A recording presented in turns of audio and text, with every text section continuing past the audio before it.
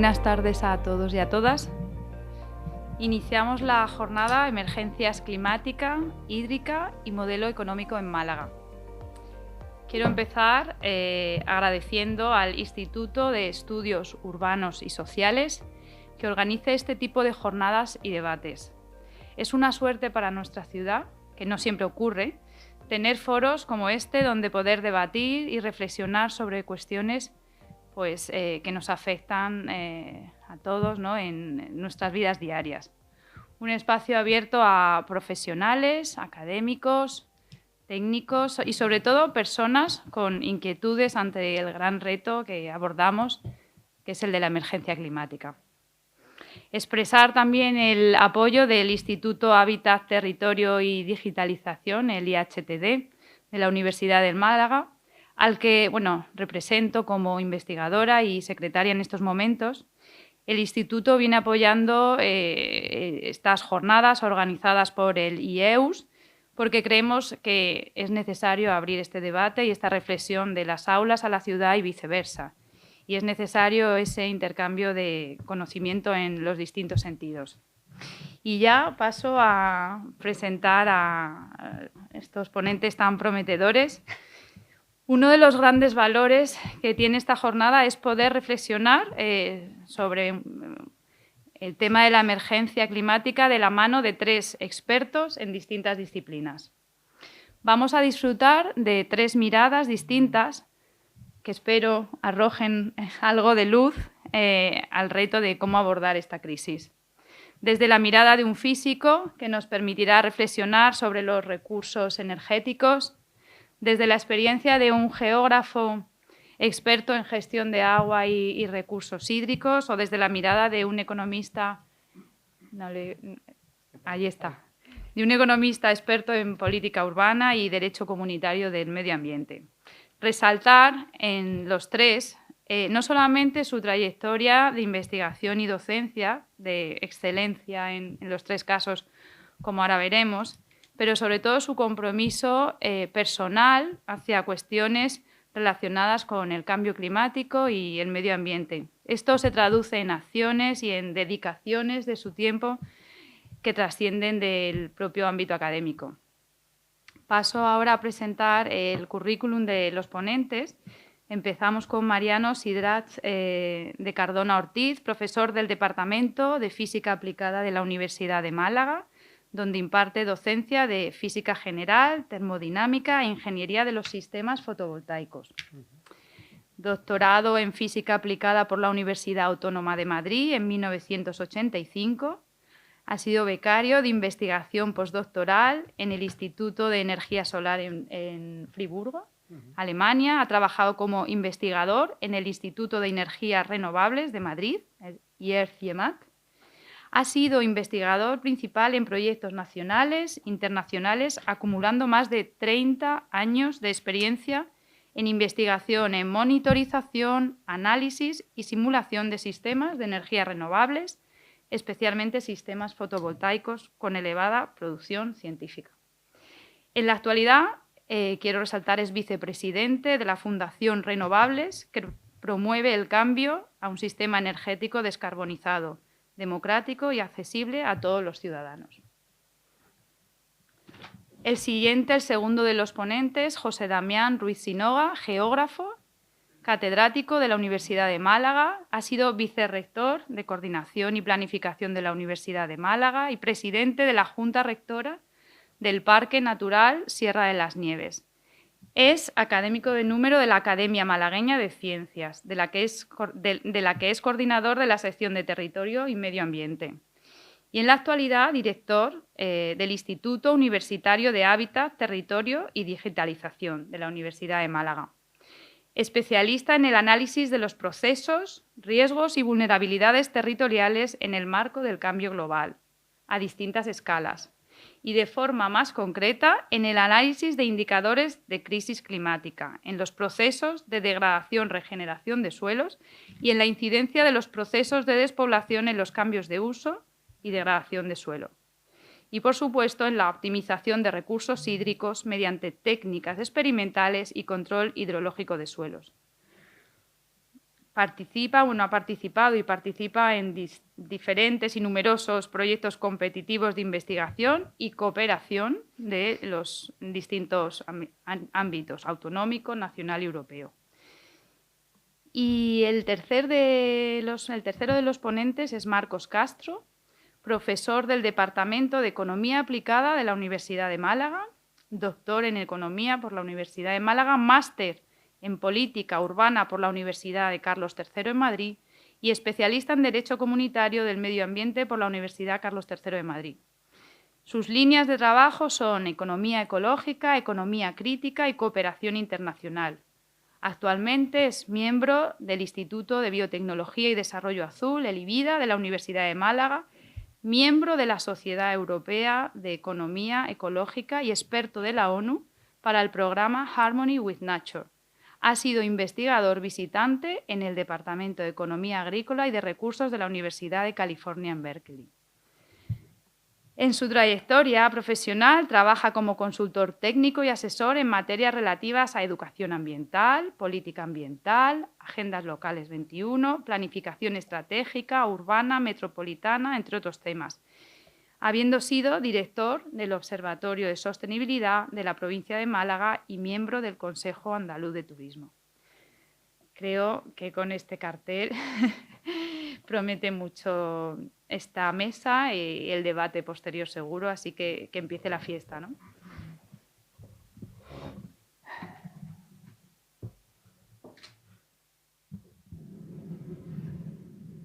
Bueno, pues buenas tardes a todos y muchas gracias por venir. En primer lugar, muchas gracias, Nuria, por la presentación y gracias también a los organizadores de este debate, ¿no? Porque queremos que sobre todo sea un debate entre todos.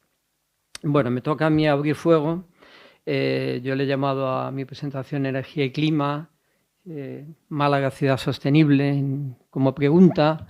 Bueno, para hablar de energía y su relación con el clima, pues vamos a ver primero un poco cómo es la situación energética global, qué ha pasado en los últimos años, para ver luego qué está pasando en España, bajar y aterrizar luego en la situación que se está viviendo en Málaga, con el objeto de tratar de contestar a la pregunta de, bueno, no sé si Málaga es una ciudad sostenible, seguramente todos estaremos de acuerdo en la respuesta, sino si ¿es cada vez una ciudad más sostenible o no? Si nos estamos moviendo en la dirección adecuada, si estamos consiguiendo que Málaga se mueva en una ciudad que se pueda llamar cada vez más sostenible o vamos en la dirección contraria. Y a esa pregunta vamos a intentar contestar a lo largo de los próximos minutos, que espero que no sean muchos para que dé tiempo al debate.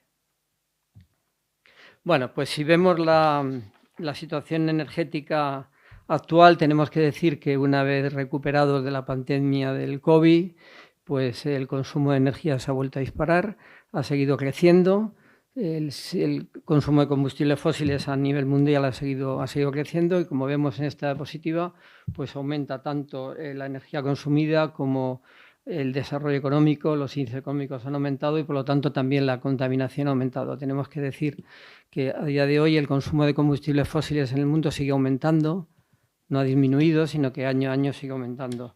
Eso se traduce en que, tal y como apuntaba la Agencia Internacional de la Energía en el año, cuando la pandemia decía que el panorama de crecimiento del consumo de la energía en el mundo iba a seguir la gráfica esa que vemos ahí, y la verdad es que se está cumpliendo totalmente, ¿no?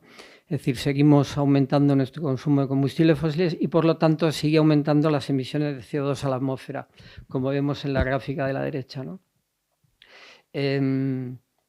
Si nos vamos a una típica curva que hace ya tiempo se hizo cuando el encuentro de París, para ver cómo tenían que evolucionar las emisiones, pues en gris era la tendencia que se esperaba o que sigue el consumo de la gráfica anterior. La azul sería tomando como objetivo el dejar el incremento de temperatura en 2 grados con el Acuerdo de París, y el verde sería la que se debería seguir para mitigar los efectos del cambio climático. Pues vemos que estamos siguiendo claramente la curva gris, o sea, no estamos reduciendo, estamos aumentando todavía los consumos las emisiones de CO2 a la atmósfera. Eso se traduce en el que sigue aumentando la temperatura del planeta. Concretamente, en el año 2023, la temperatura media del planeta aumentó en 1,48 grados centígrados. Pero si nos fijamos a lo que ha pasado en el año 2024, pues ya en mayo del 24 había temperaturas de 1,63 grados por encima de 1,63 grados. Fijaros que eso quiere decir que el calentamiento global está avanzando a razón de 0,26 grados centígrados cada década, pero si nos vamos a la gráfica derecha, la temperatura media de los últimos 12 meses está en 1,63. Es decir, fijaros que aquí está representado en esa gráfica todas las temperaturas año por año y hemos tenido los últimos 12 meses, los 12 meses más calientes de nunca, ¿no? O sea, y fijaros muy por encima de lo que cabría esperar. Todo parece indicar, lo mismo ocurre con la temperatura del mar, que iba aumentando poco a poco, pero que se ha disparado en el último año. Bueno, todo esto, esta es la temperatura diaria registrada. Bueno, todo parece indicar que el cambio climático se está acelerando, ¿no?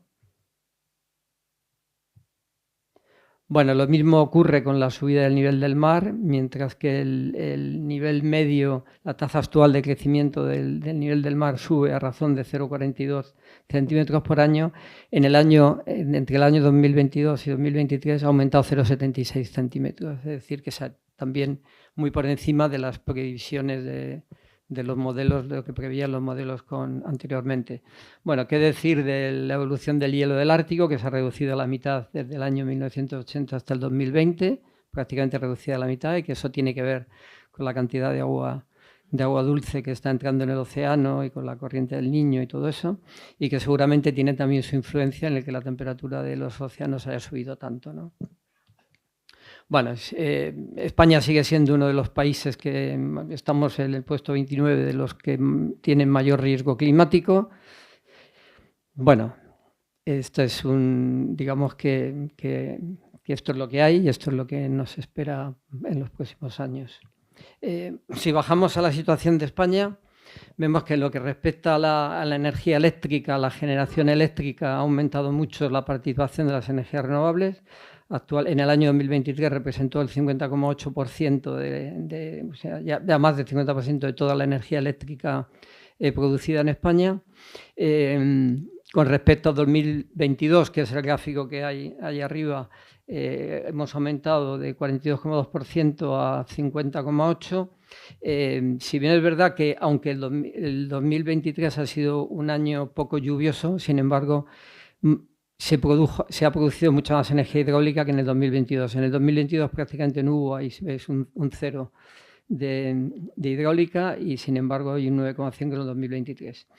Si vemos, es decir, en cuanto a la producción de energía eléctrica, estamos haciendo los deberes, digamos que se está aumentando mucho la participación de las energías renovables en el mix eléctrico, pero si fijamos cómo es el consumo final de energía en España en los últimos años, vemos que la parte azul, que es la parte de los productos petrolíferos, pues prácticamente sigue prácticamente igual, y la roja es la energía eléctrica. Es decir, cuando toda la energía eléctrica esté descarbonizada y se produzca el 100% con energías renovables, el 68% de la energía final la seguimos cubriendo con combustibles fósiles. Eso tiene que ver con el transporte, tiene que ver con la movilidad fundamentalmente, ¿no? Con el consumo de petróleo. Eso significa que en España no estamos bajando la dependencia energética sustancialmente, seguimos teniendo una dependencia energética del exterior del 70%, puesto que no tenemos productos petrolíferos, no somos productores de productos petrolíferos.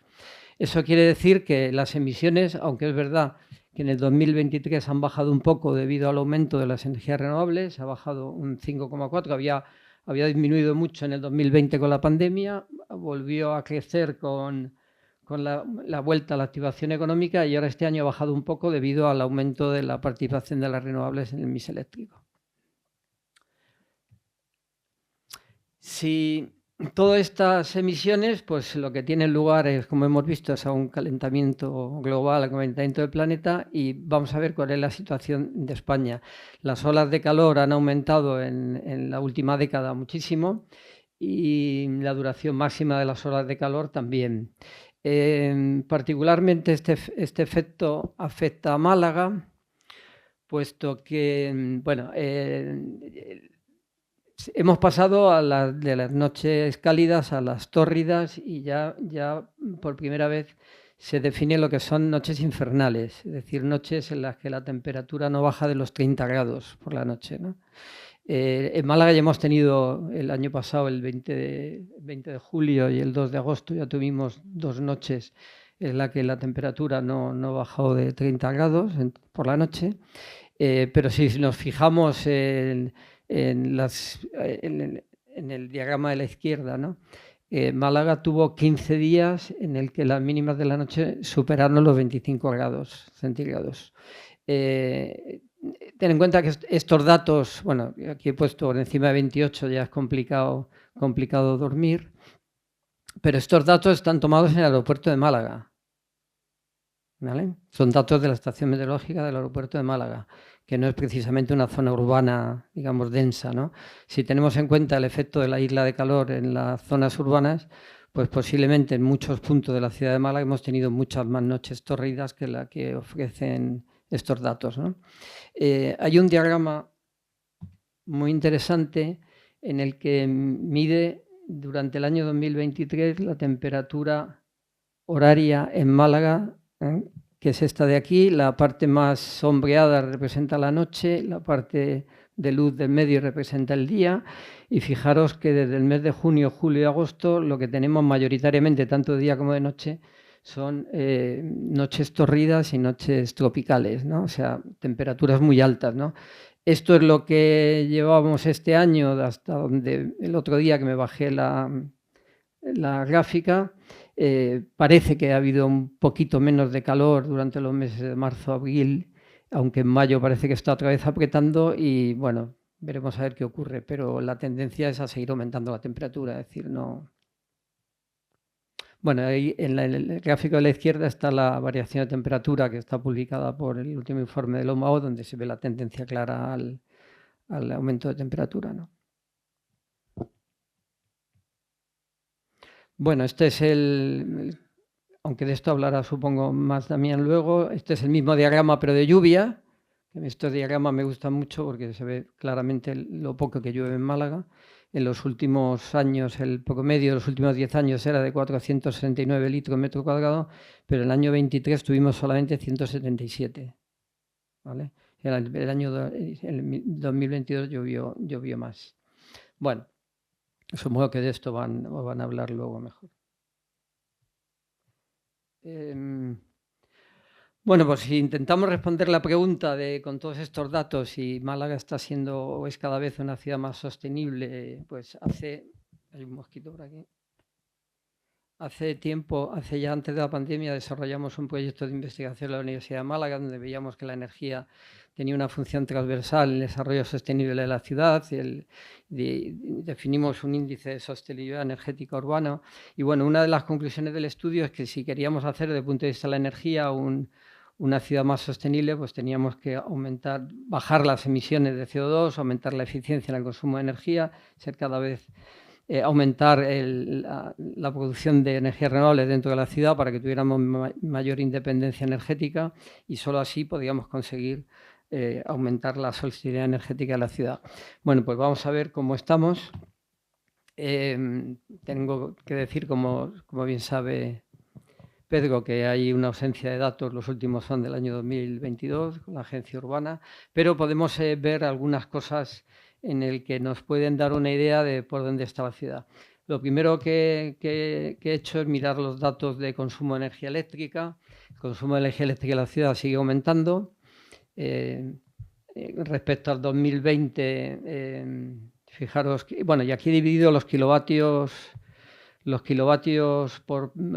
megavatios hora totales consumidos por la ciudad de Málaga según datos de Endesa y publicados por la Junta de Andalucía entre el número de personas. El número de habitantes ha subido un poco en el último año en la ciudad de Málaga, pero vemos que el consumo de energía por persona ha aumentado mucho. Eso tiene que ver con que se ha reactivado mucho la actividad económica en Málaga, pero tiene que ver también con que no se ha tomado ninguna medida de ahorro y tiene que ver también con que, aunque cada vez se ven más sistemas de autoconsumo en la ciudad, pues siguen sin representar un aporte significativo al consumo de energía eléctrica dentro de la ciudad de Málaga. Luego, por lo tanto, el consumo de energía eléctrica está aumentando.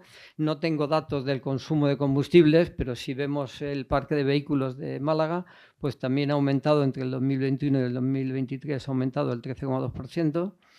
Luego, y en la provincia de Málaga actualmente tenemos 1,4 millones de vehículos, que no solamente los vehículos de Málaga, sino los del entorno de Málaga, ¿no? Que, bueno, como todos sabemos, pues colapsan de alguna manera la ciudad, ¿no?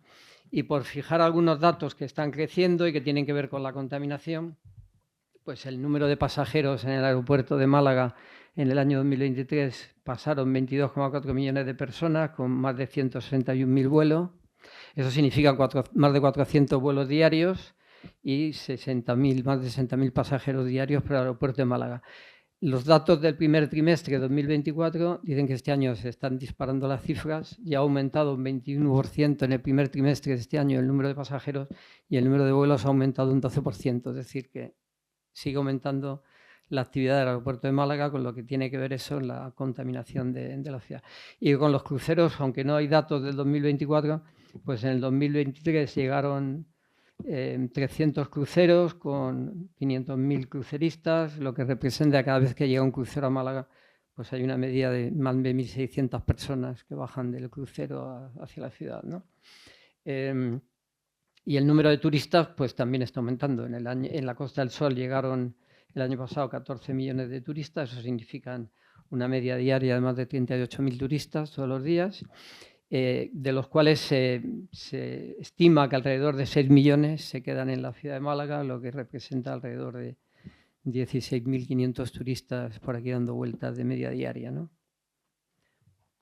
Es decir, bueno, viendo estas cifras, pues parece evidente que el consumo de combustibles fósiles tiene que haber aumentado sí o sí, y por lo tanto la contaminación y las emisiones de Málaga han aumentado también seguro, ¿no? Aunque no se dispongan de datos.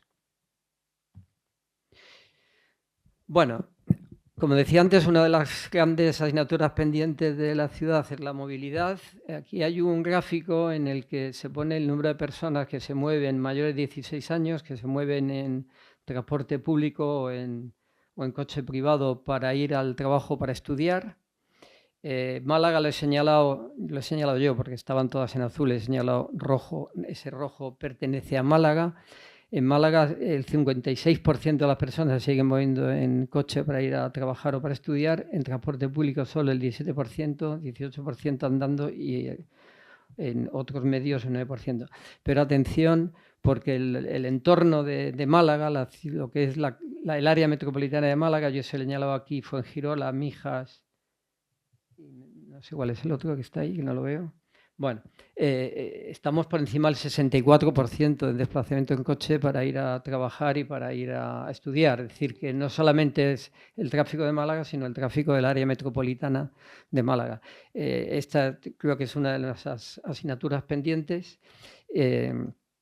Y claro, con este panorama, pues evidentemente la contaminación de Málaga ha aumentado seguro en estos años, ¿no?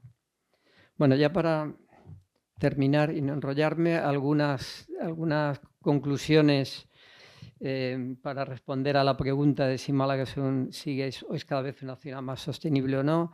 Respecto a la energía, hemos aumentado el consumo de energía eléctrica. Los sistemas de autoconsumo fotovoltaico todavía no tienen un impacto significativo en el autoabastecimiento de la ciudad. Y hemos aumentado el consumo de combustibles fósiles. Respecto a las emisiones, todos los datos apuntan a un aumento de las emisiones y bueno, la única medida es la zona de bajas emisiones que propone el ayuntamiento, que luego lo podemos discutir, eso me parece un chiste de mal gusto y de luego que no va a ayudar a reducir las emisiones en la ciudad, ¿no? Respecto a la movilidad, aparte de que no se cumplen los límites de velocidad en la ciudad, parece que todas las medidas que se han puesto es poner bicicletas pintadas en el suelo o cosas pintadas por el suelo o señales que nadie cumple. Los límites de 30 son un chiste también, nadie los cumple. El tráfico, como todos podemos observar en la ciudad, ha aumentado. el paseo marítimo se convierte en una autovía totalmente congestionada donde nadie respeta los límites de velocidad, excepto donde está el radar, y nadie hace nada. Los carriles bici siguen sin diseñarse para la movilidad, siguen diseñados para pasear, para los turistas, pero no para ir a trabajar. Por lo tanto, tenemos un transporte público que es totalmente insuficiente para cambiar este modelo de movilidad y, consecuencia de todo eso, tenemos que decir también que es importante la contaminación acústica de la ciudad ha aumentado, ¿no? El ruido, turistas, tráfico, cada vez tenemos mayor contaminación acústica. Y respecto a las mitigaciones del cambio climático, pues no ha habido de momento ninguna medida efectiva que tenga en cuenta la mitigación de efectos del cambio climático. No aumentamos zonas verdes, no hacemos pasillos verdes para movilidad. Desde mi punto de vista, Málaga cada año es una ciudad más insostenible. Es una ciudad que se resiste a quitarle protagonismo al vehículo privado. Una ciudad que vive de espaldas al cambio climático y sus consecuencias. Seguimos diseñando la ciudad, como luego veremos, supongo, en el debate, como si el cambio climático no existiera. Seguimos haciendo zonas peatonales sin ningún árbol y totalmente llenas de cemento. Y bueno, una ciudad que lo dejo para el debate, en el que, desde mi punto de vista, los incrementos de los beneficios de las actividades económicas que se están realizando, o que la ciudad, y que todo el día parece que Málaga es una ciudad que está de moda y que todo está creciendo y que todo el mundo alaba, ¿no? El gran momento que vive Málaga, pues yo creo que eso no se está traduciendo en un mayor bienestar de los malagueños, ¿no? Yo creo que todo eso, esa configuración de ciudad, pues no estamos perdiendo la ciudad de Málaga los malagueños, ¿no? Y esto sería todo. Muchas gracias. Luego pasaremos al debate.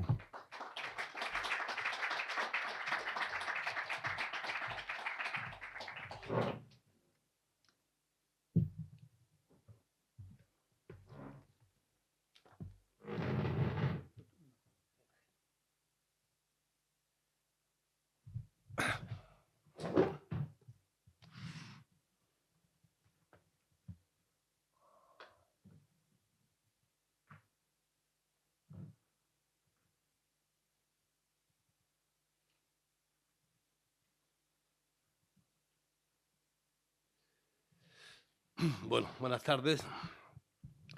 Bueno, nuevamente también agradezco a Nuria la presentación.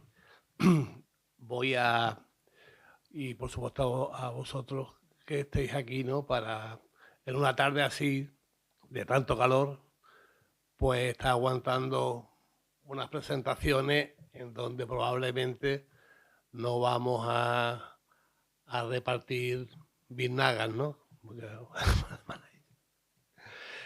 también, desgraciadamente, bueno, y aquí lo digo como director del Instituto de Hábitat, Territorio y Digitalización, voy a dedicarme también a hacer lo que ha hecho Mariano, a dar datos, que cada uno saque sus conclusiones y después o que las sacaremos de aquí en el debate, ¿no? Que para eso se ha programado de esa manera. Y lamentando el que no tengamos ese órgano que hemos tenido hasta ahora, que era el OMAU, en donde se debatían este tipo de cuestiones. No viene bien debatir ahora, parece que eso, ¿no?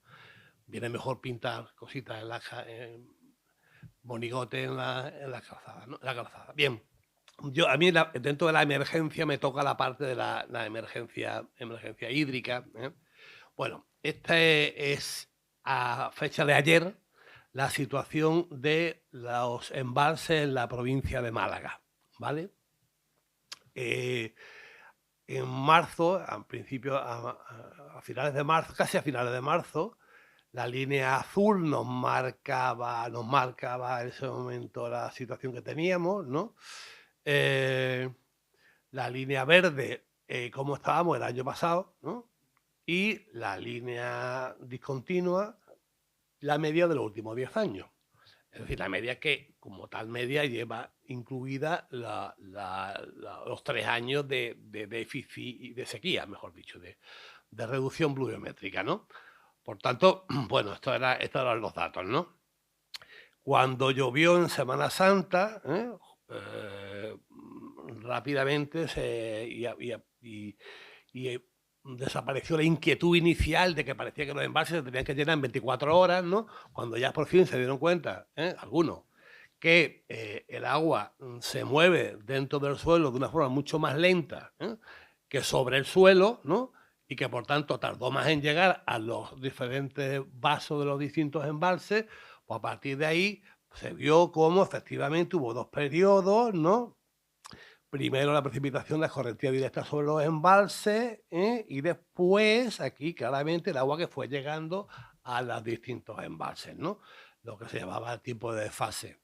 A partir de ahí, suavemente se mantiene durante las siguientes semanas para ya entrar en la fase en la que estamos, donde si se fijan, si os fijáis, está descendiendo, puesto que ya estamos tirando y no se está recargando, ¿no? Es decir, la misma línea pues, de cómo se estaba el año pasado, ¿no? Y en la misma línea que hemos estado los distintos. Es decir, esa es la situación que hay, ¿no? Esta es la situación que tenemos, digamos, en la provincia de Málaga. Si evitamos este episodio de la precipitación de Semana Santa, desde luego la situación no es para tirar cohetes, ni mucho menos. Rápidamente algunas de las medidas que se tomaron, yo diría que incluso a regañadientes en momentos previos, en cuanto llovió, a pesar de estar por debajo de cómo estábamos el año pasado y muy por debajo de cómo estábamos hace la media de los últimos 10 años, pues se modificaron las medidas, de tal manera que ya, por supuesto, la primera medida que fue absolutamente sorprendente fue el hecho de que las piscinas de los alojamientos turísticos pudiesen rellenarse y las de las criaturitas normales, ¿no? Que pagan impuestos en Málaga, no. Eso fue una medida que ha costado trabajo entender a mucha gente, ¿no? Claro, bajo la excusa esa, pues ya se levantó también la prohibición para que no se monte las pajarracas, pero realmente, bueno, vamos viendo la situación que hay realmente, los datos oficiales que hay, pues cabría pensar de que a lo mejor se ha tomado una decisión muy a la ligera, ¿no? Pero en fin, lo mismo que el año pasado, pues la gran noticia desde el punto de vista del control de agua urbana era que las duchas de las playas se cortaron en el mes de septiembre, ¿no? Lo cual, como todo el mundo sabe, en Málaga es un momento clave desde el punto de vista de la ducha, de utilización del agua de las playas, porque en el mes de septiembre es cuando realmente los malagueños vamos a la playa a ducharnos, ¿no? Bien, el embalse de la Viñuela, que era el más afectado, la situación era más o menos parecida, solo que en este caso se situaba por encima, se recuperó bastante respecto a la situación del año pasado, bastante en cuanto a 10 hectómetros cúbicos, ¿no? Pero todavía, a pesar de eso, continúa muy por debajo de la media de los últimos 10 años, ¿eh? A pesar de eso, creo que se autoriza ya un riego en esa zona, ¿no? Bien, esos son los datos que hay desde el punto de vista de agua embalsada, ¿no?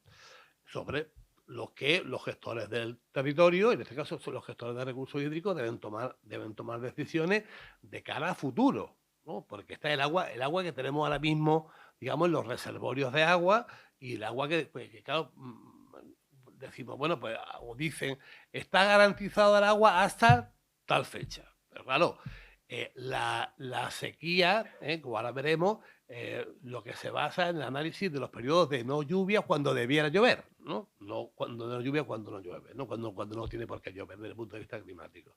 Bien, con estos datos, si analizamos la recurrencia que hemos tenido en la provincia, pues vemos cómo lo que estamos hablando no es de una situación excepcional, estamos hablando de una situación recurrente. Arriba tendríamos la provincia de Málaga, en donde se producen periodos de sequía desde los años 50. Se han producido una serie de periodos, y abajo tenemos la Axarquía, en donde la situación actual estamos desde prácticamente la década del 2020, está inmersa la comarca entera en una situación grave de máxima intensidad de sequía. Eso en lo que respecta a la sarquía, ¿no? Bien, otra fuente que me gusta consultar y que aquí os la traigo porque es bastante interesante es el monitor de sequías del Consejo Superior de Investigaciones Científicas. Aquí aparece la información de diferentes tipos de índices que vinculan desde el punto de vista territorial cuál es la situación de la sequía digamos, desde la actualidad hacia atrás. En este caso, hacia los 3 meses, ¿no? En donde vemos que, claro, con las precipitaciones que se han producido en los últimos 3 meses, pues bueno, salvo del Valle del Guadalhorce, que nos marcaría una situación, digamos, normal, así ligeramente seca, en el resto de la provincia de Málaga, Serranía de Ronda por un lado, Axarquía por otro, oye, pues la situación ni tan mal, ¿no? Como se dice ahora. Pues ha llovido, pues está bien la cosa, ¿no? Claro, si empezamos a tirar para atrás, si nos vamos a los 6 meses, ya se va ampliando la afección, esto que parece que tiene calima, la afección del mapita. Si nos vamos a los 9 meses, la zona de afección de la sequía ya es toda la Costa del Sol, tanto occidental como oriental. Ya empieza una afección más intensa, aparte del Guadalhorce, en la sarquía. Si nos vamos al año, se intensifica esta dinámica. Si nos vamos a los 2 años, si nos vamos a los 2 años, pues prácticamente toda la provincia de Málaga, excepto la Serranía de Ronda, está inmersa en una sequía estructural. En una sequía estructural, así, sequía estructural, así, subrayado. Entonces, es algo que se debe considerar a la hora de llevar a cabo decisiones vinculadas con la distribución de los recursos hídricos.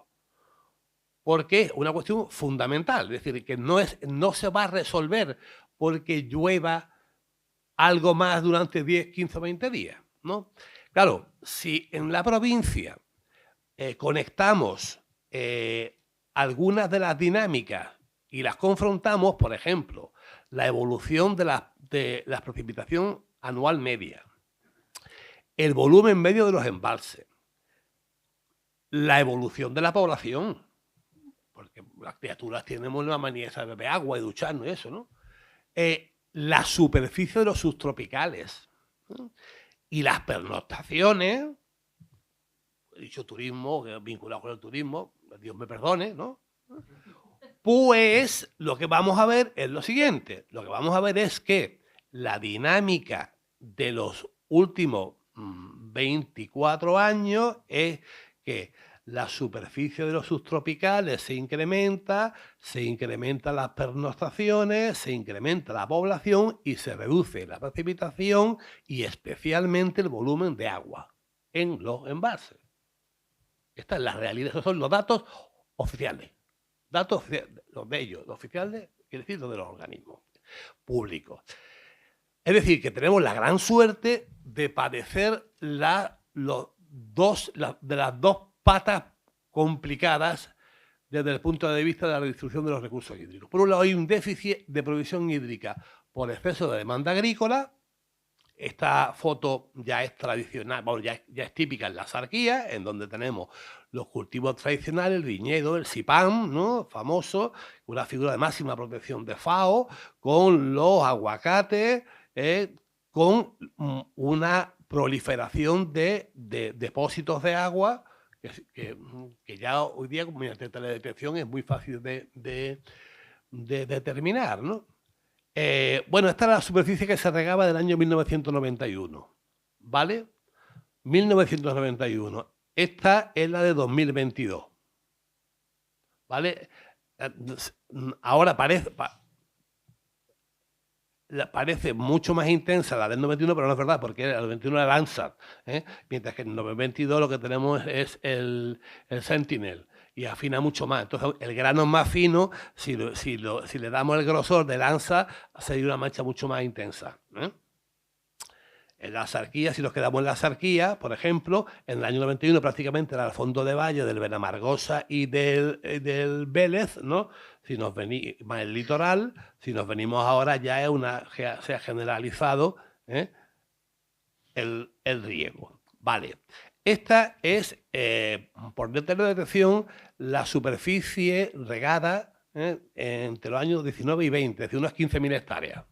Vamos a asumir 15.000 hectáreas como superficie regada en función de la teledetección. La línea roja es lo que nos marcaría el plan Guaro, es decir, el límite del regadío según, digamos, la normativa. Plan Guaro sería esto, ¿no? La línea roja. Todo lo que verde que veáis por encima de la línea roja es un riego ilegal, ¿no? Ese riego no se debería de producir, porque claramente, según Plan Guaro, no habría recursos para regar eso, ¿no? Pero claramente se está viendo, o sea, el Plan Guaro ha sido rebasado amplísimamente, ¿no? Bueno, esa es la realidad, ¿no? Y este es una hipótesis, digamos, que se ha publicado y que se ha trabajado y demás, pero esto no es el mapa que llevo buscando de hace ya 6 o 7 meses del Seprona. El del Seprona que está hecho, porque además del Seprona quien lo está haciendo son geógrafos que manejan teledetección bastante mejor que lo que manejamos nosotros, tienen un nivel de afín espectacular.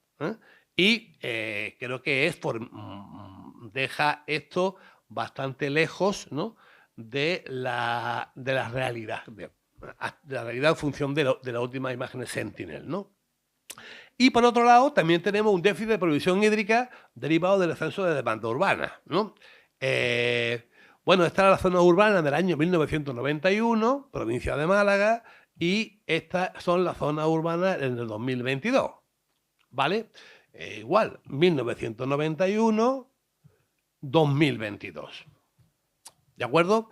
Bueno, se ve claramente que, comparando el gráfico de arriba con el gráfico de abajo, que la estacionalidad de la demanda de agua coincide básicamente con la del turismo, con lo que da la dependencia que hay de agua subterránea, o regulas los aportes, o esta situación se va a estar produciendo continuamente, ¿no? Vamos, yo creo que hay que llevar, para no enrollarme más, a cabo dos acciones que desde el punto de vista son fundamentales. Por un lado, mitigar, que es reducir en lo que se pueda, que reducir los riesgos de la sequía mediante estrategias preventivas, ¿no? Es decir, asumir en los planes de sequía, fundamentalmente, que tenemos que convivir con la sequía, es decir, y por tanto hay que concienciar a la ciudadanía y hay que llevar a cabo estrategias de ordenación de recursos hídricos que deben ser fundamentales. Es decir, no creo que sea muy difícil explicar que esta es el agua que tenemos, y en función de esto debemos de concienciarnos a usar de una forma, digamos, sostenible, porque si no, el siguiente paso puede ser mucho más complicado, y adaptación, que sería la de ajustarnos a las nuevas condiciones ambientales, puesto que el Mediterráneo, eso que leíamos hace 20 años o hace 10 años, que era un hotspot, efectivamente, se está demostrando que lo es, ¿no? Y entonces, pues a lo mejor lo que hay que determinar es exactamente cuál es el potencial de recursos hídricos que tenemos, es decir, y a partir de ahí, una vez que seamos capaces de cuántos recursos hídricos podemos disponer, es decir, de cuántos recursos hídricos podemos disponer en función de lo que llueve, cada vez menos, pero llueve, ¿eh? De cuántos recursos hídricos podemos disponer, cuántos somos capaces de desalar. Pero desalar no cuando hay una sequía. Cuando hay una sequía somos capaces de desalar todo lo que queramos. Un día aquí en el mes de febrero, quiero recordar que nos desayunamos todos los que estamos aquí con 3 desaladoras, ¿eh? 3. Una la ponía el Ministerio, otra la ponía la Junta y otra la ponía la Asociación de Regantes o la Federación de Regantes de Subtropicales, ¿eh? Vamos a ver de las 3 desaladoras cuántas se terminan de aquí a 4 o 5 años. Vamos a ver qué capacidad tenemos de desalobrar, que también es importante, puesto que estamos asumiendo que el agua subterránea cada vez tiene un nivel de salobre más alto y convendría desalobrar. No es lo mismo desalinizar que desalobrar, es mucho más barato, ¿no?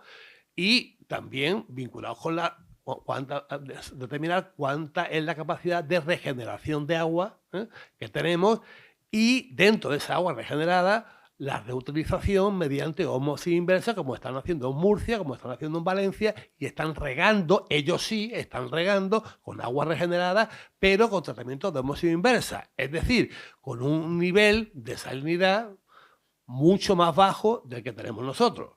Nosotros estamos regando con el agua que actualmente nos proveen los distintos EDAR, ¿no?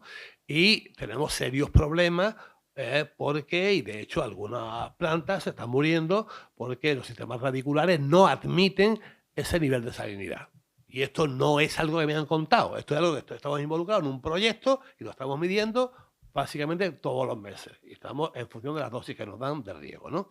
Por tanto, esto, y en función de eso, bueno, si todo esto nos marca que vamos a disponer de 700, 800 hectómetros cúbicos, pues a partir de ahí, esa es nuestra línea roja. Y a partir de ahí hay que diseñar un sistema de consumo, de reparto y distribución en función de esa cantidad. ¿Cuántas hectáreas se pueden regar? ¿Cuántos turistas se pueden regar? ¿No? ¿Y cuánto podemos consumir de agua? Y esos son los libres. Y digamos, eso es un equilibrio entre población y recursos. Digamos, siendo optimistas, y hoy trato de ser optimista. Siendo optimista es el equilibrio entre población y recursos que hay aquí en la provincia de Málaga. Cuando leemos que estamos en una dinámica de crisis desde el punto de vista de recursos, crisis de recursos hídricos y crisis, también voy a decir, de recursos suelo, es para creérnoslo y los tenemos que creer de verdad. No es para que parezca que hay un mantra que se dice, pero nosotros vamos a lo nuestro, ¿no? Y a veces da la sensación que es así. Y bueno, ni nada más, pues en definitiva, ajustar la demanda a la protección de recursos hídricos total. Y ahora en el debate seguro que salen más cosillas. Venga, gracias.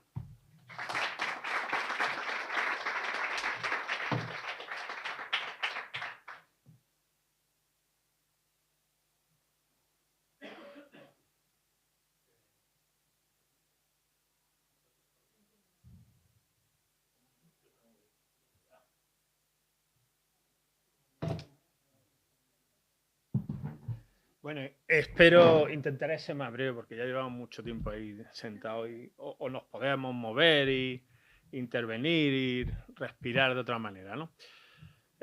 Claro, ahora me toca a mí hablar del modelo económico, ¿no? A mí me gustaría casi retitular la jornada, y igual que se ha hablado de crisis climática, de crisis hídrica, pues yo hablaría también de una crisis ecosocial, ¿no? No me atrevería a decir una crisis económica porque todavía me cuesta coger con seguridad el concepto amplio de economía, porque no nos engañemos, definimos economía realmente con una parte, ¿no? Estamos cometiendo un error conceptual gravísimo, ¿no? Denominar al todo por una parte muy concreta que es la economía monetaria, la economía financiera, la economía de mercado que podemos pues, ver en las webs y en los balances de las empresas, ¿no? Y es que la economía es mucho más amplio que eso, ¿no? Y de hecho esa es la principal pega por la que estamos sufriendo estas cuestiones de las crisis hídricas y la crisis climática, ¿no? Que nos lleva a una emergencia que nos debería de mover para actuar, ¿no? No para quedarnos ahí mirando y haciendo fotos, sino actuar de forma urgente, ¿no? Porque la cosa es grave, ¿no? De hecho, no ha salido todavía la palabra AMOC. ¿Sabéis lo que es la AMOC? ¿No? La AMOC es esa corriente inversa que regula el clima del planeta prácticamente, ¿no? En el Atlántico Norte, ¿no? Que gracias a esa diferencia de temperatura, vaya que soy economista, no me pidáis que hable, aquí tenemos al físico, pero que viene a ser esa cinta transportadora de agua que permite pues, que el clima del norte, del Atlántico Norte, pues sea más suave y refrescar también el clima del cono sur, ¿no? Pues eso se está deteniendo, ¿no? Y realmente es una cuestión grave porque los últimos expertos nos están diciendo precisamente que se va a detener antes de lo esperado, ¿no? En torno al 2030. Y eso es algo que nos está ocurriendo en los últimos años, ¿no? Se hablaba de que el cambio climático era una cuestión para el futuro, que si las generaciones futuras, no era una preocupación urgente, ¿no? Se hablaba de que los límites al crecimiento, cuando se hizo ese informe en el año 72, bueno, pues ya llegarán, pues sí, eso es a largo plazo. No me creo que sea para esta fecha, para estos 50 años, seguro que la tecnología nos salva. Y son demasiadas malas noticias, ¿no? Y claro, cuando tenemos malas noticias, pues como decía, ¿no? Surgen los monstruos, ¿no? Cuando, entre que lo nuevo no acaba de nacer y lo viejo no acaba de morir, pues surgen los monstruos. Y esos son los monstruos que también sufrimos en economía, ¿no? Estamos sufriendo un auge de modelos económicos en los que la gobernanza no la ejercen personas, no la ejercen colectivos sociales, no la ejercen en las ciudades, por ejemplo, sus habitantes, sino que hay una tendencia innegable a que esa gobernanza de esas economías, de nuestras ciudades y a nivel global, lo que es la economía globalizada, es cada vez más ejercida por esas élites financieras, esas élites tecnológicas, esa nueva clase climática que se permite ejercer, como digo, una gobernanza dirigida a un mayor crecimiento económico y por tanto, si este modelo de la economía que estoy diciendo que adolece de una falta de visión de conjunto, lo que se llama visión ecosistémica o visión sistémica, pues cada vez estamos profundizando en nuestros errores, ¿no? Entonces, bajo este contexto, que no solo es un contexto de emergencia climática, hídrica, sino que creo que también es una emergencia de gobernanza a nivel planetario, a nivel europeo. Acabamos de salir de unas elecciones y estamos viendo esos auges de lo que se llama la ultraderecha, de los modelos de gestionar los recursos escasos que aumentan el proteccionismo, que aumentan las fronteras, que aumenta el individualismo, en definitiva, ¿no? En una situación de crisis, esa visión, esos fascismos, esos ecofascismos inminentes o esos fascismos de mercado, porque el mercado también ejerce fascismo, el que no puede pagar no puede acceder al recurso. Ante estos fascismos o neofascismos, caben otras posibilidades, otros modelos de hacer economía, otros modelos de hacer ciudades, ¿no? De acceder al espacio público y distribuir el espacio público que sea ajeno, pues, al mercado, ajeno a esos capitales que nos están inundando y que, como digo, cada vez gobiernan más en nuestras vidas. Frente a esos modelos, pues podemos plantear, por ejemplo, un modelo extremo, que muchas veces los extremos nos permiten ver la realidad de manera gráfica, ¿no? Supongo que habréis visto todas la película La Sociedad de la Nieve. Imaginaos que una vez que se produce ese aterrizaje de emergencia, pues llega una persona que dice, el avión es mío.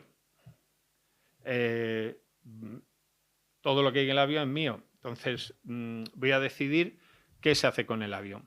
Y entonces determina esa persona quién puede acceder a los alimentos, quién puede acceder al refugio del avión y quién no, ¿vale? En función a sus intereses. O sea, si planteamos modelos capitalistas de maximizar un beneficio de la sociedad, de la agencia, del individuo, del sector, frente a un modelo de la comunidad que plantee soluciones comunitarias, solidarias y a ser posible integrando los límites del espacio en el que están, pues sin duda esas personas de la Sociedad de la Nieve no hubieran sobrevivido si hubieran sido la sociedad del capital, ¿no?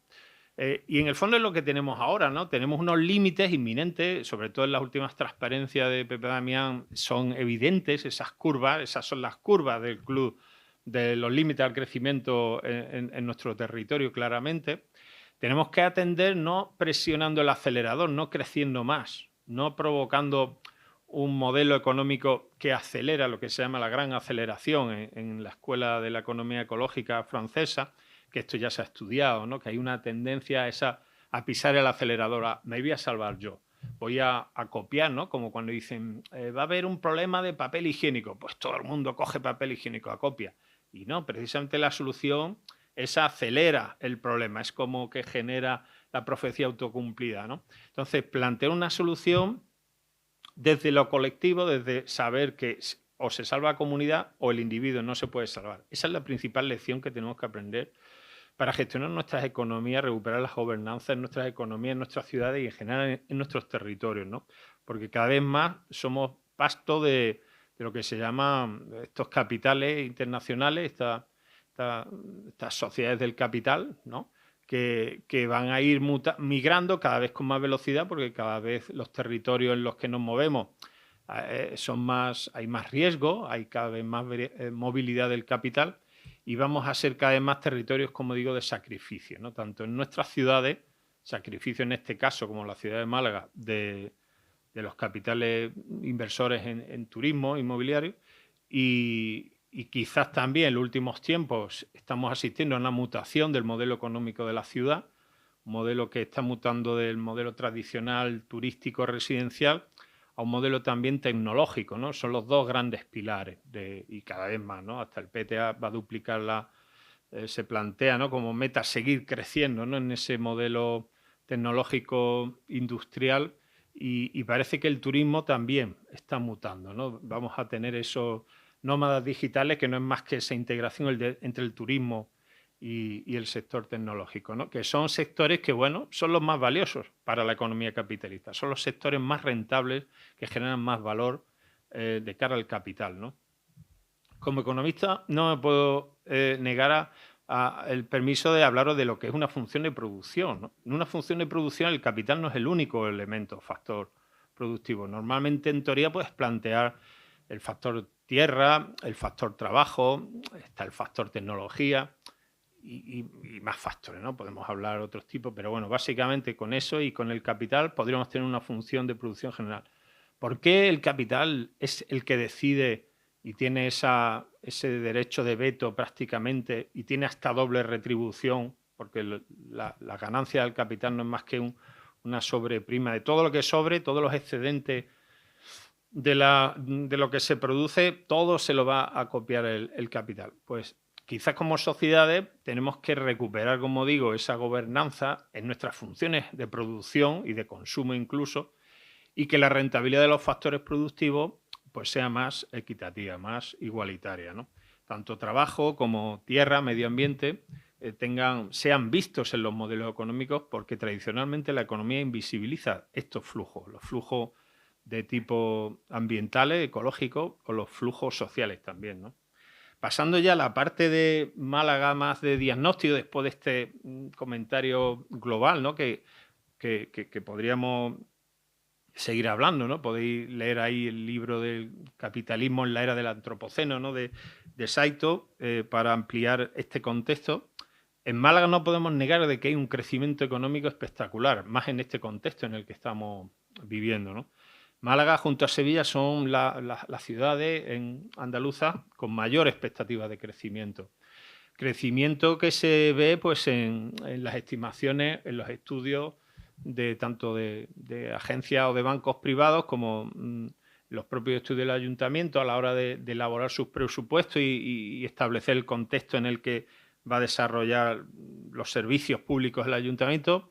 Podéis leer pues que ese crecimiento repercute en mayor tasa, mayor recaudación por impuestos, repercute en mayor generación de empleo, repercute en actividad económica en definitiva, ¿no? Que parece que toda la actividad económica que llega a la ciudad es deseable y es positiva, ¿no? Pero claro, ese crecimiento que tenemos que reconocer que existe, a mí me gusta adjetivarlo o ponerle unos colores determinados, ¿no? Para mí ese crecimiento es claramente generador de desigualdad. La pobreza no es el problema, en economía lo que es el problema es la desigualdad y es creciente a nivel internacional, por supuesto, lo he intentado dar pinceladas anteriormente, pero en nuestra ciudad la desigualdad es creciente.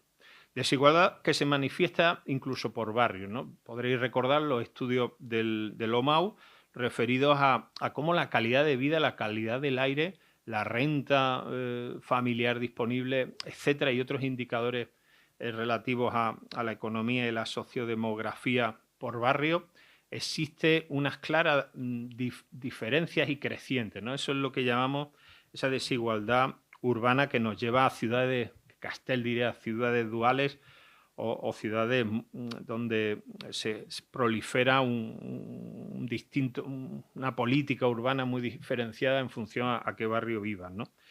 Como modelo norteamericano ocurre, ¿no? También diría que, aparte de desigual, ese gran crecimiento genera también mucha desigualdad. Parece que es algo difícil que en economía podamos crecer sin generar desigualdad, pues porque se produce esos recursos escasos si alguien crece, o sea, si se crece porque alguien lo acumula, pues otro pues no puede acceder a ello, ¿no? A su vez es extractivista. Al decir extractivista, desde el ámbito de la economía ecológica, lo que hablamos es que ese crecimiento no es neutro. No existe lo neutro en economía. Cuando hable algún economista de balance neto de emisiones o vamos a conseguir cero tal, no, mentira. Emitir, siempre vamos a emitir, porque todo proceso económico genera un consumo de materiales y de energía, ¿vale? La pura ley de la entropía aplicada a la economía, que tardamos mucho los economistas en aprenderlo, ¿vale? Pero ya no se nos olvida. Entonces, esa economía siempre va a ser generadora de entropía, de desorden. Vamos a deteriorar. Y mucho de ese deterioro que generamos en nuestro ecosistema, en nuestras minas, en nuestro territorio, que transformamos, que urbanizamos, que transformamos para actividades económicas o carreteras o industria o pisos, todo eso, toda esa transformación, mucha de ella es irreversible. Mucha de esa transformación produce daños irreversibles a los ecosistemas. Y siempre hemos sido extractivistas. Desde que nació Málaga, Málaga no nació porque, qué guay, vamos a vivir en Málaga. Nació Málaga porque se dieron cuenta los fenicios que aquí había unos recursos muy interesantes que explotar, que extraer y que exportar. Siempre hemos sido Málaga una economía extractiva y mirando siempre a los mercados exteriores. Ahora miramos los mercados turísticos exteriores. No somos una ciudad que haya sido una ciudad que mire hacia adentro y que esté, como diría Latour, ¿no? Que ha aterrizado, Bruno Latour, ¿no? Siempre la cuestión de dónde aterrizar, que seamos conscientes como malagueñas, como malagueños, aterrizamos y aquí es donde vivimos y vamos a cuidar este contexto y económicamente vamos a hacer un tipo de crecimiento económico que no limite el futuro, ¿no? de nuestras ciudades, de nuestras sociedades, ¿no? No, aquí esto ha sido siempre extraer para exportar o para, pues, llámalo modelo fenicio, modelo romano o modelo turístico actual, ¿no? También diría que nuestro gran crecimiento es también colonialista, ¿no? En el sentido en que los productos que nosotros usamos para nuestro desarrollo económico no los producimos aquí. Muchos vienen, el puerto lo veis, ¿no? En grandes barcos contenedores, un gran tráfico que hay de consumo, de bienes de consumo o bienes para generar capital, formación de capital bruto en nuestra economía, que vienen, pues, claro, de territorios que precisamente por eso a nivel global, hablamos del sur global, ¿no? Vienen de países en los que esos recursos, vía minería, vía agricultura o vía industria, son extraídos, hacemos un extractivismo a distancia y son consumidos aquí sin pagar por ello realmente un valor que equipare el deterioro que producimos. Es decir, el colonialismo significa eso, significa extraer recursos de territorios en los que no se sostiene, no hay una sostenibilidad en ese modelo productivo ni se reconoce el valor social y ecológico que tiene para precisamente frenarlo, el deterioro en aquellos territorios, ¿no? También tenemos un modelo fósil. David Holmgren, ¿no? Uno de los grandes padres de la cuestión de la permacultura, habla de que las ciudades, se habla de que queremos que las ciudades sean cada vez más humanas, una palabra que usamos en urbanismo mucho, ¿no? Queremos ciudades humanas, pero ¿cómo vamos a ser ciudades humanas si somos ciudades fósiles? Somos ciudades tremendamente dependientes, como muy bien habéis visto antes con las transparencias de Mariano, tremendamente dependientes de los combustibles fósiles, ¿no? Del coche en definitiva. Y para el modelo de calidad de vida urbana, ¿no? Ante las cuestiones de esas noches infernales, parece inevitable que las soluciones sean aumentar los consumos en electricidad, en instalaciones de aire acondicionado, y eso, en el fondo, lo que repercute en profundizar en un modelo, como he dicho, extractivista, donde los consumos van a seguir siendo crecientes y demás, ¿no? Este diagnóstico, lo que trato de deciros es que ante esas situaciones en vez de plantear esa sociedad del capital, de seguir creciendo este modelo crecentista, deberíamos de cambiar el modelo y plantear modelos, y ya voy a la última parte de la propuesta, plantear modelos de transformación, ¿no? De transición, perdón. Plantear modelos en los que podamos evolucionar desde esa sociedad del capital a una sociedad, llámalo de la nieve o de la playa en nuestro caso, en la que la transición es lo que nos permita ser sostenible. Cuando antes Mariano se preguntaba, ¿es Málaga una ciudad sostenible? A mí lo primero que me llegaba era, ¿pero realmente quiero sostener esto que es Málaga? Este crecimiento con todas estas cuestiones extractivistas, desigual, este crecimiento que produce casi más daño del beneficio que genera, ¿no? En el que no gobernamos, en el que la calidad de vida cada vez disfrutada por menos personas. Hay una gentrificación no solo de personas, también de actividades. Todos conocemos a empresas, a pequeños comerciantes, esa burguesía que se está perdiendo pues porque se tienen que ir cada vez más lejos a barrios más lejanos para poder desarrollar su actividad y gentrificación económica. Entonces, esa transición la planteamos como un intento de considerar lo que llamamos el valor ecosocial. Conocemos muy bien el valor de mercado, conocemos muy bien el valor financiero, los valores de rentabilidad, los valores de cuando hacemos un estudio de viabilidad, pero nunca nos planteamos de que si esto realmente es lo que necesitamos como sociedad, porque la economía debe de satisfacer necesidades, si no las satisface, si lo que satisface es mercados, pues esa economía creo que no es esa economía en mayúscula que os estaba comentando al principio, ¿no? Entonces debemos de incorporar ese valor ecosocial, de evaluar los efectos sobre los ecosistemas, lo que tradicionalmente se llama servicios ecosistémicos, pero también a la inversa, no solo lo que el ecosistema nos sirve para nuestro turismo, para nuestra calidad de vida, no solo pensar en Gibraltar, que bien nos va a venir para los turistas. Ya me tengo que callar. Para los turistas, pues porque ganamos un activo turístico en Gibraltar o la rehabilitación brutal, sino también qué es lo que podemos aportar al ecosistema vía Gibraltar, por ejemplo, para ser una ciudad en la que, bueno, no solo renaturalizarnos, sino yo diría reconectarnos a los ecosistemas. Es decir, ¿cuál es la participación que hacemos como ciudad a los ecosistemas? Porque si no seguiremos siendo parásitos urbanos y no aportaremos nada dentro del ecosistema global. Cuando decía Mariano si somos sostenibles, así no somos sostenibles, porque no hemos desconectado de los ecosistemas.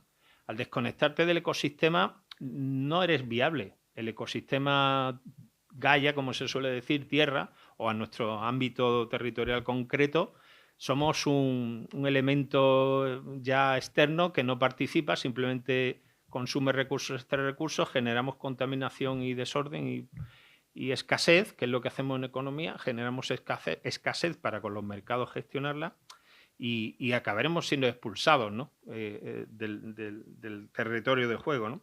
Entonces, plantear ese valor ecosocial en nuestras decisiones. Todas nuestras decisiones, plantearlas desde esa visión ecosistémica, ¿no? Yo aprendí mucho de las charlas que Salvador Rueda, cuando venía a Lomau, siempre nos ilustraba con ese enfoque ecosistémico, ¿no? El urbanismo y la economía. Debemos de ser el enfoque ecosistémico siempre en la mesa, ¿no?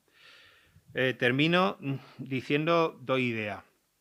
La economía debe satisfacer necesidades, debemos incorporar el valor ecosocial en esas necesidades.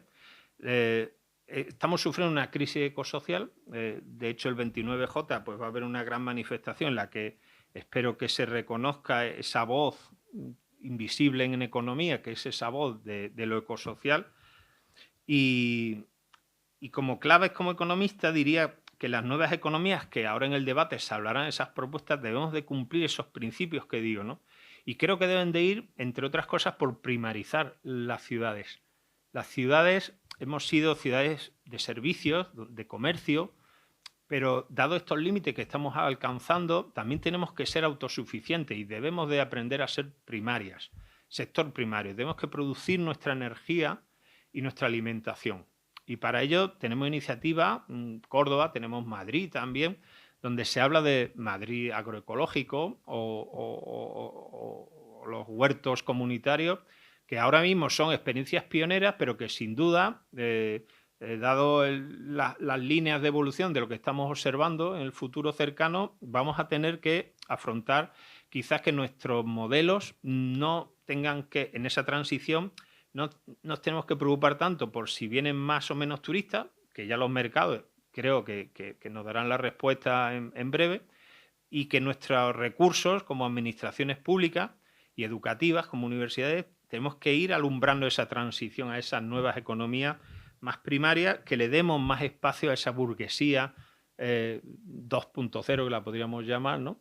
En la que la ciudad, en vez de expulsar esa burguesía de la economía circular, del reciclado, de la reparación, las ciudades se habla de que van a ser las nuevas minas, ¿no? Vamos a tener muchos materiales de ese consumo obsoleto para en nuestra nueva economía primaria generar esos recursos en la economía circular. Bueno, pues promocionar este tipo de economía, más que la economía fósil, porque está basada en combustibles fósiles y nos lleva a modelos extractivistas y que aceleran el colapso, ¿no? El colapso energético e hídrico de nuestra economía.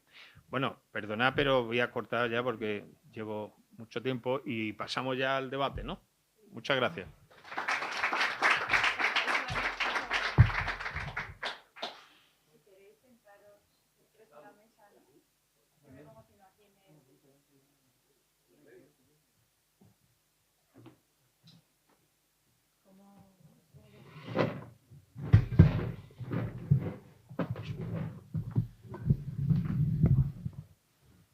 Bueno, si Marcos Castro aprendió de Salvador Rueda, creo que la audiencia esta tarde hemos aprendido muchísimo, ¿no? Ha sido una sesión muy enriquecedora, de mucho aprendizaje, hablo personalmente.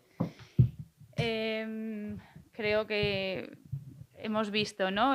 Posiciones aportaciones muy claras, contundentes, basadas en datos,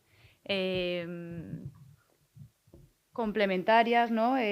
Cada uno ha hablado desde una posición muy específica, pero han salido conceptos, muchos conceptos comunes en las tres intervenciones.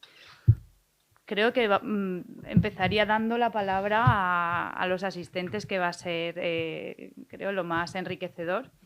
Y no sé cómo lo hacemos. ¿Pasamos el micro o...? Sí, ¿verdad? El móvil, sí. Sí. Pero para que se grabe quizás, ¿no? La pregunta. Claro, para que se oiga, ¿no? Es necesario... Yo quito. Vale. ¿Se lo va a dar alguien? Sí, pero no sé si...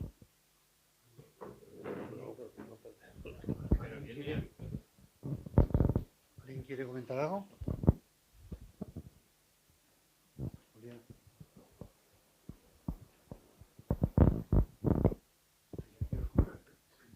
Estamos aquí en el fondo oscuro.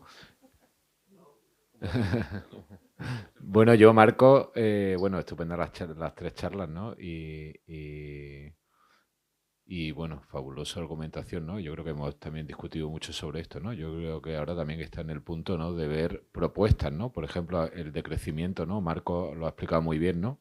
Pero quizá ahora lo que falta, la gente cree que no es posible, ¿no? O que no hay ninguna medida, ¿no?, de cómo implementar eso, ¿no? Cuando hablas de decrecimiento, yo por lo menos, yo siempre he dicho que la primera gran medida tendría que ser dejar de usar el PIB para medir el éxito, ¿no? Por ejemplo, ¿no?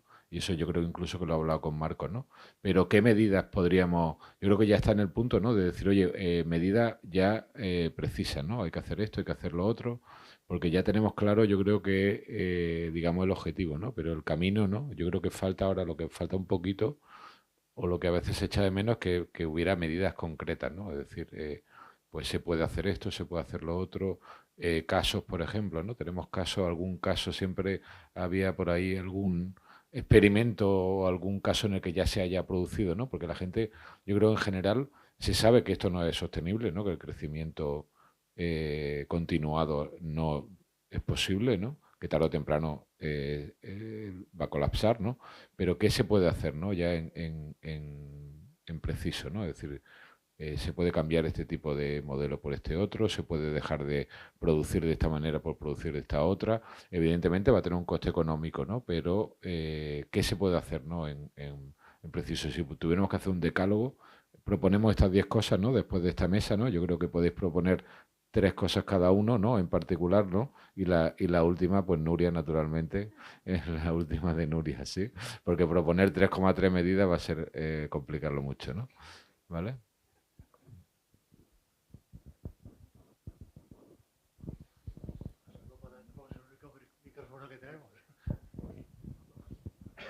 ¿Alguien más quiere por aquí comentar algo?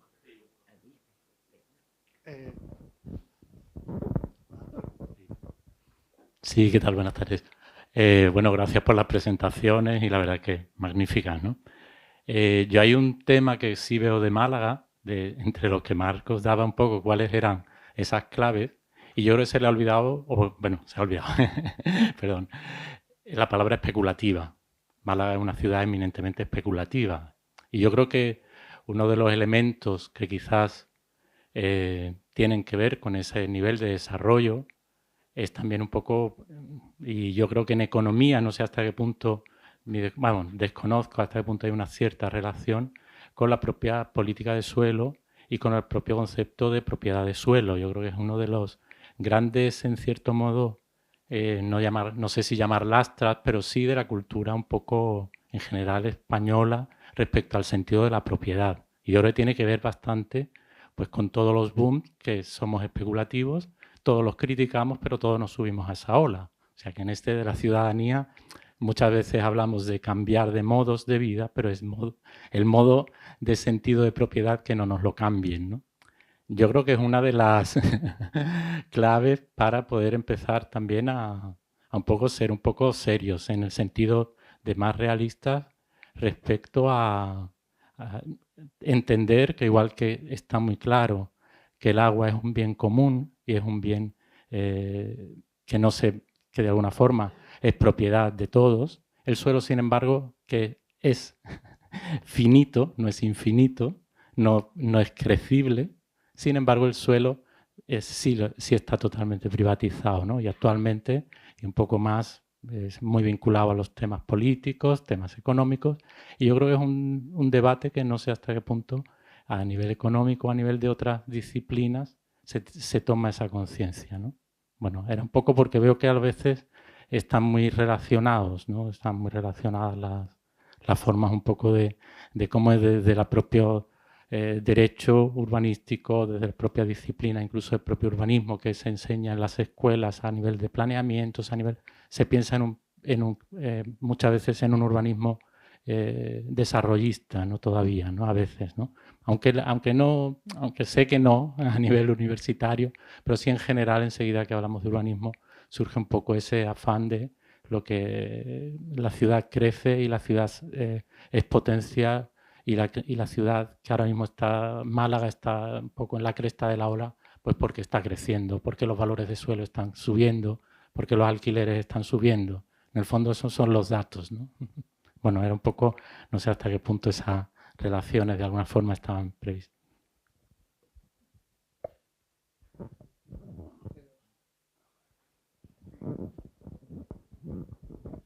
Muchas gracias a los tres por vuestras aportaciones. Yo tengo un poco la percepción de que, salvo los datos evidentes, como lo que ha manifestado Mariano, como también Damián, pues la gente, la inmensa mayoría de la gente, no percibimos el problema en toda su dimensión. Es decir, percibimos que cambia la temperatura, percibimos que tenemos menos agua, pero al final de cuentas hay elementos que son más poderosos en la conciencia colectiva, y es que Málaga está creciendo, hay un desarrollo turístico, la gente está trabajando, el paro disminuye, hay mucha gente que la autarquía ha conseguido un nivel económico que no tenía criando pasas o sacando pasas o almendras. Entonces, sus hijos han podido estudiar gracias a ese desarrollo de los subtropicales. Entonces, esa percepción es mucho más poderosa que la otra, evidentemente, de que es un problema gordo, y entonces recurrimos un poco en conciencia o psicológicamente a pensar que eso lo tienen que resolver otros, que hay grandes poderes que van a poder resolver eso o que son los que tienen que ponerse mano a la obra. Entonces, ¿cómo trabajar para que ese sentir general movilice realmente? Hay muchos colectivos, hay mucha gente haciendo esfuerzos, vosotros estáis creando conciencia, pero después de todo, lo que prima es que la gente no tiene sensación de que es un problema, que ese famoso colapso nos va a afectar o no se va a resolver de alguna manera.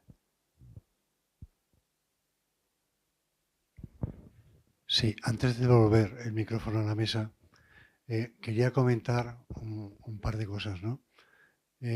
Porque yo creo que en las últimas décadas no hemos tenido más niveles de estudios disciplinarios o académicos que en toda la historia de la humanidad.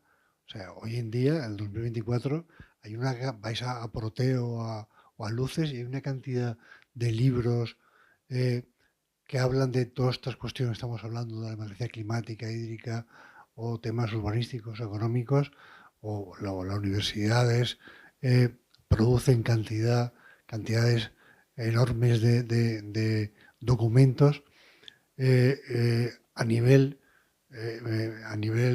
planetario.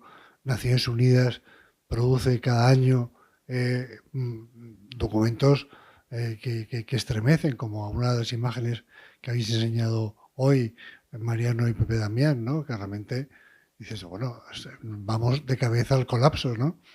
Pero realmente todos estos documentos, todos estos estudios académicos, parece que van a la nada, ¿no? En el sentido de que los gobernantes, la capacidad de decisión que tienen en las ciudades, en los países y en los continentes, son ajenos a todo este tipo de cosas, ¿no? Y yo creo que en este sentido ha habido una degradación de la gobernanza o de la capacidad de la ciudadanía para mostrar sus inquietudes, ¿no? Y que, bueno, por una serie de circunstancias, desde la entrada a finales de los años 70 del modelo neoliberal, ¿no? Que dejó atrás las 3 décadas de felicidad entre la Segunda Guerra Mundial y la llegada de Thatcher y Reagan al poder, que en época en la cual hasta los partidos socialdemócratas, incluso los partidos comunistas, como el Peche italiano, cayeron en la misma trampa, ¿no? Y bueno, y vendieron. ¿Os acordáis que en aquella época había banca pública? Grandes empresas que luego fueron multinacionales eran públicas, ¿no? Se hizo el del estado del bienestar de la noche a la mañana, ¿no? Con una ligereza tremenda, ¿no? Y yo creo que quizá estamos ahora pagando todas esas políticas un tanto descabelladas, ¿no? Y también un poco la falta de tener en la cabeza un futuro que era finito, ¿no? Y creo que la única manera de que esto pueda cambiar algo es como ha pasado hace un par de meses en Canarias, con las manifestaciones masivas de la gente que se echó a la calle y que realmente, claro, ya el gobierno canario dice, ostras, esto no es una broma, ¿no? Entonces, o bien la capacidad, la sociedad civil recupera la capacidad de intervenir, ¿no? O va a ser bastante difícil que podamos hacer algo ante el colapso que se avecina.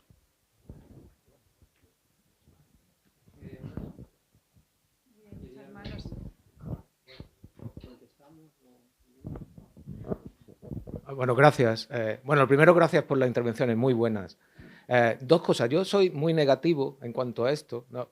Más que pesimista, negativo, porque creo que no somos una prioridad. Esto, coincido con lo que se ha dicho antes, hay muchos estudios, cada vez más, se dice un montón de... Todos los miércoles hay una mesa redonda sobre la emergencia climática y todo lo demás, pero no somos una prioridad para nuestros gobernantes o quien tome la decisión, ¿no? De hecho, eso tiene que ver con... No sé cómo hacer cambiar esa prioridad, posiblemente no se pueda porque hay otras cosas más urgentes, como puede ser la especulación de la tecnología, digamos, el enriquecimiento de otras cosas. El cambio climático no es una prioridad. ¿Cómo cambiar eso? Y lo segundo, que eso ya de Málaga, es que yo como ciudadano me siento que he perdido el control sobre la ciudad. La ciudad se ha vendido. O sea, yo ya en el centro no puedo pasear, está lleno de turistas. El paseo marítimo ya no puedo correr porque está lleno de gente y las bicicletas. Y ya antes teníamos un carril para abajo que estaba muy bien. Antes convivíamos los perros, las bicicletas, los ciudadanos y los corredores, todo estupendamente. En un momento dado todo eso se ha perdido y el problema no es que se pierda, sino que hemos perdido el control para decir, oye, yo quiero tomar decisiones sobre mi ciudad. Ahora mismo todas las decisiones que se toman en Málaga creo que ignoran profundamente la mayoría de nosotros, la gente que vive en Málaga. Málaga se ha vendido al turismo, los cruceros, etc. Yo creo que eso también es, esos dos temas están muy relacionados, porque este es uno de los problemas que nos afecta, el cambio climático. Yo creo que los datos que habéis dado son muy buenos, pero por otro lado es que ahora mismo no tenemos, yo creo que no tenemos nosotros ningún instrumento, ningún mecanismo para revertir la situación. El control se toma absolutamente aparte de nosotros, ¿no? Eso es lo que también me preocupa mucho. Gracias.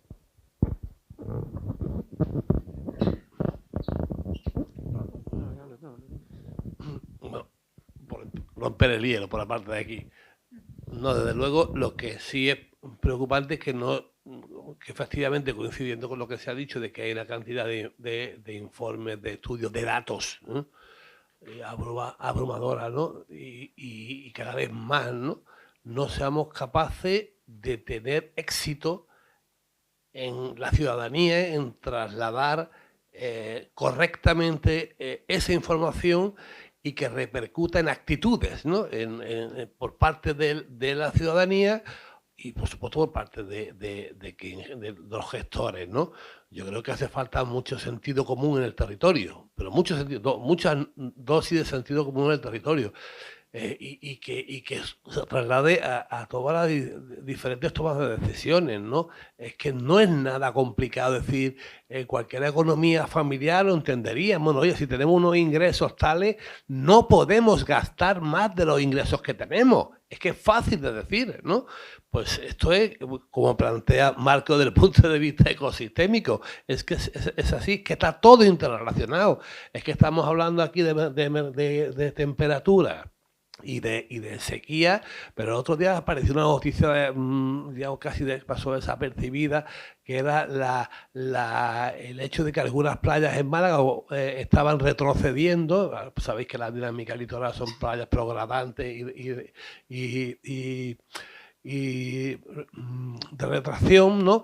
Y bueno, pues básicamente pues ahí aparece esa información y decir, bueno, ¿está vinculado con cambio climático? Pues mire usted, el hecho de que haya sequía, de que no lleva lo que debiera llover, pues significa que los ríos no llevan el agua que tenían que llevar. Y claro, al no llevar el agua que tenían que llevar, tampoco llevan la arena que tenían que llevar. Y por tanto no depositan la arena que tendrían que llevar donde la tienen que poner, que al final.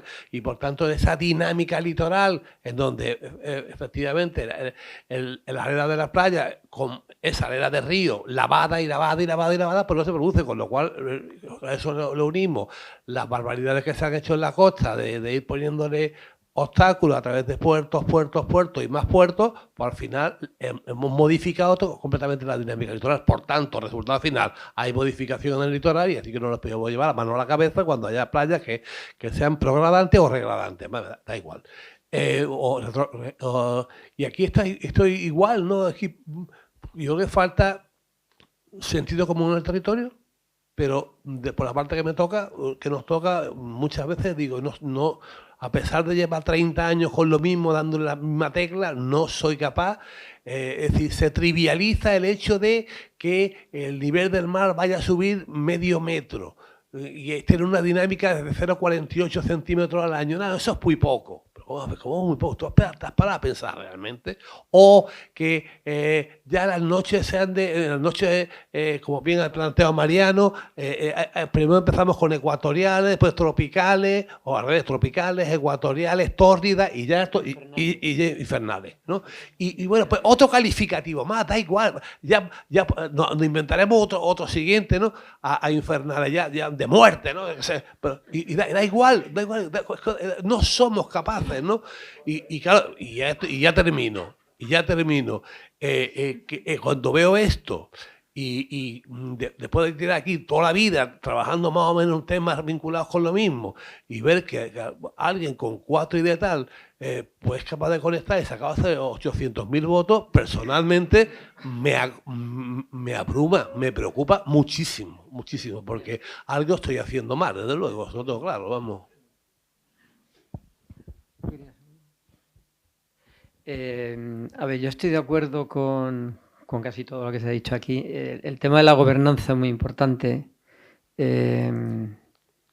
Vivimos afortunadamente en un sistema democrático, de manera que votamos a nuestros gobernantes, pero luego no ejercemos la presión que tenemos que ejercer sobre ellos para que tomen las decisiones. Entonces siempre hay grupos de presión, vayamos de inversores, hoteleros, etcétera, que se llevan el gato al agua. Y eso es falta nuestra. Es decir, yo creo que una de los grandes éxitos del sistema liberal que tenemos implementado es que nos preocupamos mucho de lo nuestro y muy poco de lo común.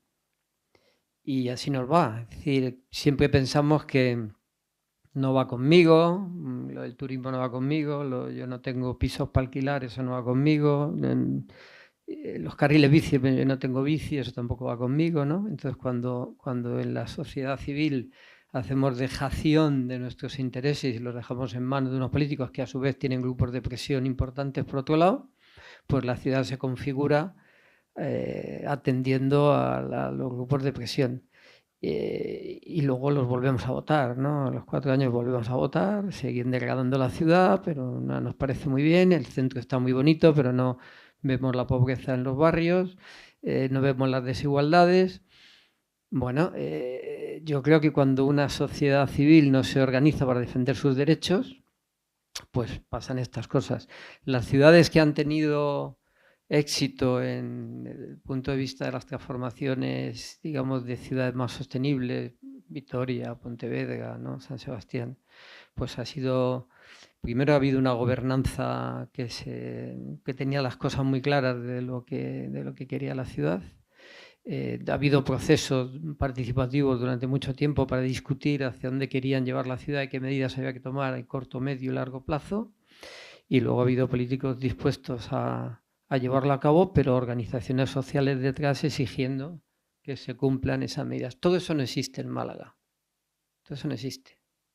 Pero yo no he visto ciudad en la que se pueda mover nadie por nada, ¿no? O sea, es muy difícil, más allá de ir al fútbol o, ¿no?, de ir a los partidos de fútbol o a las procesiones, ¿no? No he visto nunca ninguna movilización colectiva ni, bueno, para defender la farola se juntan 20, ¿no? Para defender los carriles bici 40, y siempre los mismos, ¿no? Que nos vemos en las farolas, en las bicis aquí, siempre exactamente lo mismo. El resto de la gente le da exactamente igual todo. Bueno, entonces al final, y luego seguimos votando de la misma manera año tras año, y bueno, nos quitan el OMAU, nadie ha protestado, ¿no? El OMAU ahí se ha quedado, bueno, está estudiado todas las grandes soluciones para la ciudad, desde el litoral, todo está estudiado, y todo está guardado en un cajón, y nos da igual, a la mayoría de la gente de Málaga le da igual, ¿no? Y bueno, si hay más turistas, bueno, bien, está bien, ¿no? Hay más dinero, bueno. Nos están robando la ciudad y nos estamos dejando. Esa es la realidad.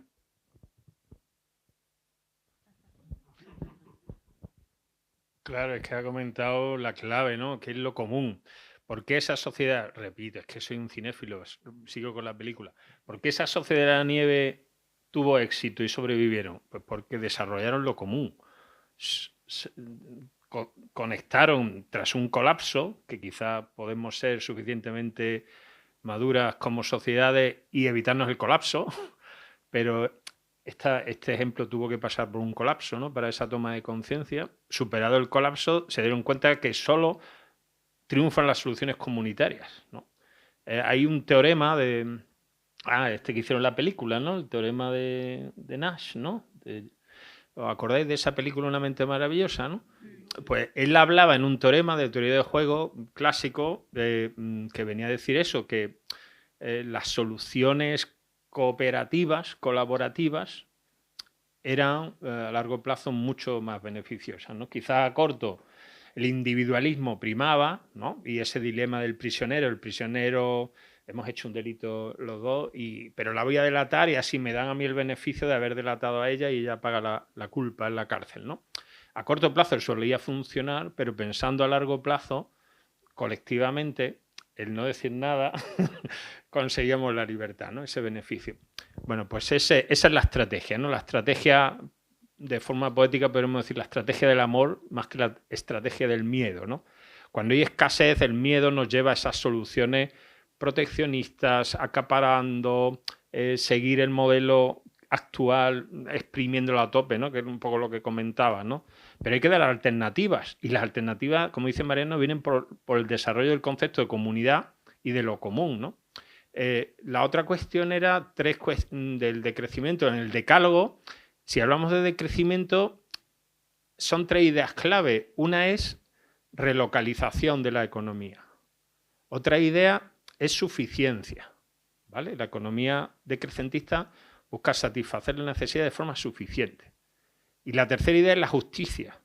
Entonces, a nivel de ejemplo, tenemos que desarrollar esos 3 criterios, ¿no? Relocalizar, suficiencia y justicia. A nivel de ejemplo, para Málaga, de suficiencia, yo plantearía usar los espacios urbanos para esas iniciativas de huertos comunitarios que tienen muchísimos beneficios educativos y de alimentación, incluso la alimentación urbana, ¿no? Lo que era la Carta de Milán, que han suscrito muchos municipios, ¿no? Que hay una red de municipios en estas cuestiones de agroecología. Para la justicia, yo plantearía el desarrollo de asambleas ciudadanas climáticas. Aquí en Málaga, y yo formo parte de una red, como la Red Málaga por el Clima, que tenemos aquí varias personas, estamos promoviendo, igual que a nivel nacional se ha hecho y en otros países se ha hecho, a nivel local plantearnos esas asambleas ciudadanas climáticas, en las que se planteen esas propuestas para nuestras administraciones, ¿no? Esa sería de justicia. Y la parte de suficiencia, pues yo plantearía que con los recursos escasos que ahora mismo son el suelo y el agua, que lo estamos sufriendo ya, plantear no tasa turística, sino en vez de plantear límites desde la economía, hay 2 tipos de límites, vía precio o vía cantidades, ¿no? Hay un artículo clásico de Weizmann de Prices versus Quantities, y yo soy de los de cantidades. O sea, limitemos cantidades, limitemos contingentes. No pongas una tasa turística porque siempre va a haber un turista que lo pueda pagar. Entonces, digamos, no, el consumo que este hotel va a tener de agua para este año es este. Administreselo como pueda, ¿no? O sea, son medidas decrecentistas, ¿no? Pero hay que plantear alternativas. Y os aseguro que esa economía que he comentado, basada en el valor ecosocial, de lo que necesitan los ecosistemas de la sociedad, esa genera más valor para la sociedad que la economía tradicional capitalista. Voy a ejercer de moderadora, que es lo que me trae hoy aquí, y entonces retomo de nuevo alguna de las preguntas, como la que hacía Julián, ¿no? Que ya has contestado, avanzabas tú tus 3 ideas, ¿no? Avanzabas tú desde esa emergencia energética o emergencia también o crisis hídrica. ¿Qué medidas podrían considerarse prioritarias o en el escenario de Málaga, entiendo, ¿no? Bueno, claramente adaptar la oferta a la demanda, es decir, determinar cuál es el potencial hídrico de Málaga, de la provincia, y esa debe ser la línea roja. Y a partir de ahí, pues como acaba de plantear Marco, pues decimos, vamos a ver, si tenemos tal potencial, tantos hectómetros cúbicos, la autarquía, pues se pueden regar 14.000 hectáreas, ni una más. Y si se quiere regar 15.000 es porque en vez de al turismo permitir que la capacidad de carga del litoral de la autarquía sea de 800.000 turistas, pues tiene que ser de 400, porque no daba más. Es decir, que el equilibrio tiene que venir por ahí. Y claro, pues ahí entramos bordeando lo que sería ese concepto de regular la demanda, de la oferta, perdón, de crecimiento, ¿no? La siguiente cuestión es contar con la gente. Es decir, lo que se llama, se llena la boca de los programas electorales de poner la palabra gobernanza, pero se termina ahí. Y la gobernanza no es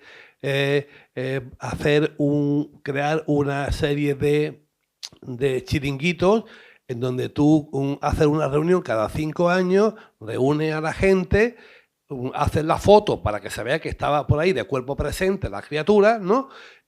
Y después pues se cierra hasta los siguientes 4 años, ¿no? Y se vuelve a hacer otra foto de cuerpo presente de los asistentes a la foto. No, eso no es gobernanza. Gobernanza es sentar, culo de hierro, y debatir temas y resolver temas con los involucrados, con todos los involucrados, con todos los involucrados, incluidos los usuarios finales. Porque aquí se nos llena la boca una serie de conceptos que después no se hace. Y la tercera cuestión es que en esta serie de temas nadie se puede quedar detrás. Es decir, porque claramente, como bien se ha planteado ya, la desigualdad también en temas vinculados con los recursos es un tema capital. Y yo me quedaría con eso, habría más temas.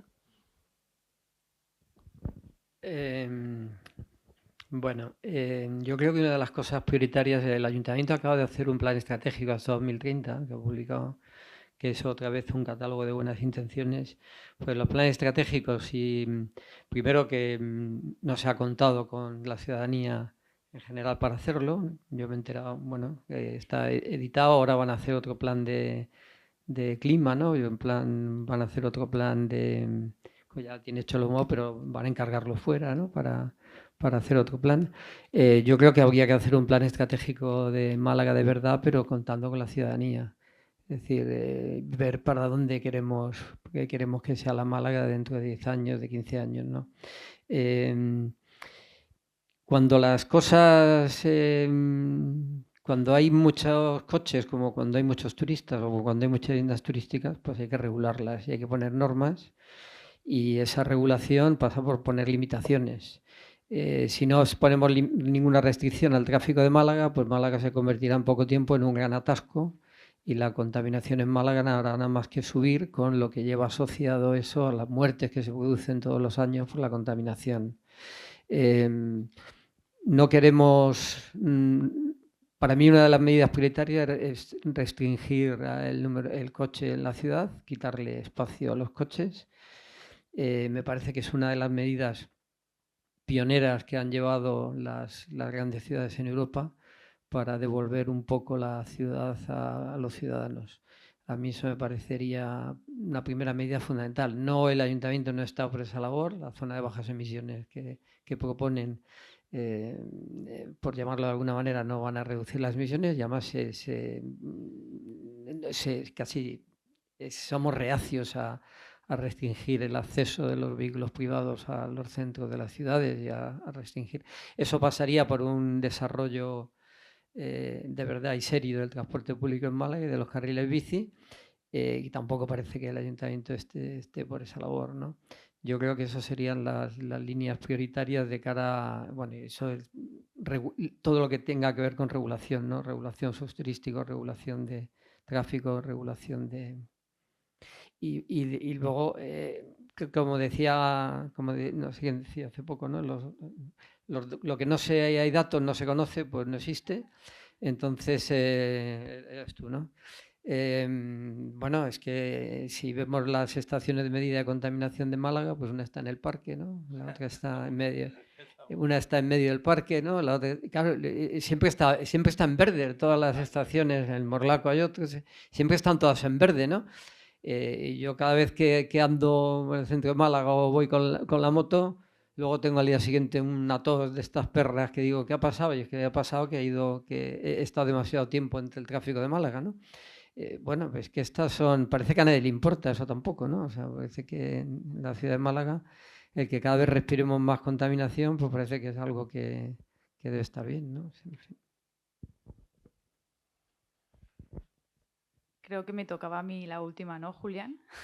Pero bueno, han dicho un montón de cosas que creo que son súper importantes.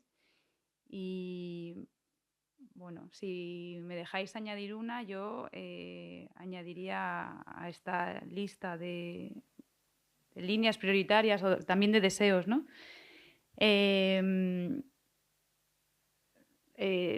No seguir en la línea también de lo que apuntaba Juan Antonio, ¿no?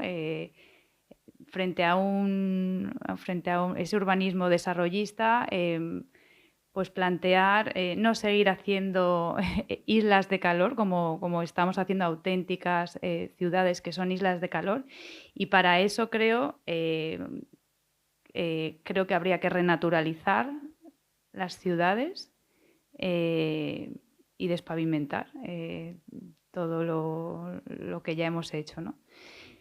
Y bueno, sigo porque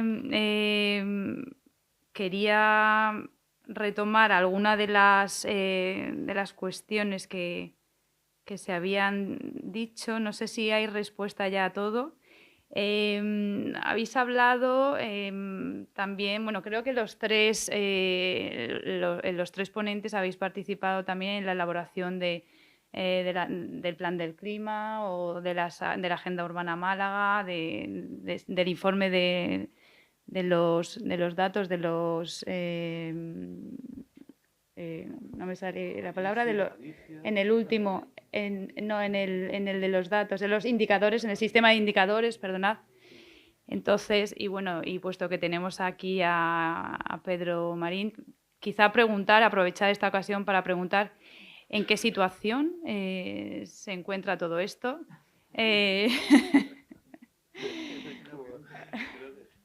No sé quién quiere. Bueno, Pedro, está...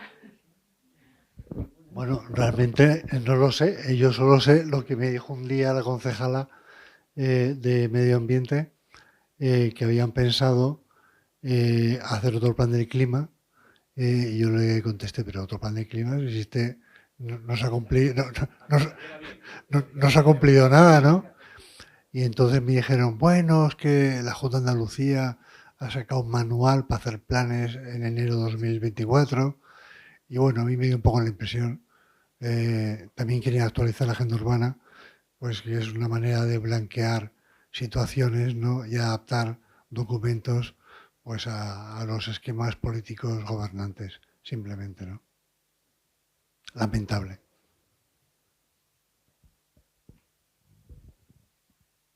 Bueno, muchas gracias. No sé si hay alguien más que quiera hacer algún comentario, alguna aportación. Pues no sé si pediros una última cosa para cerrar la sesión, y es, no sé, que elijáis tres palabras clave cada uno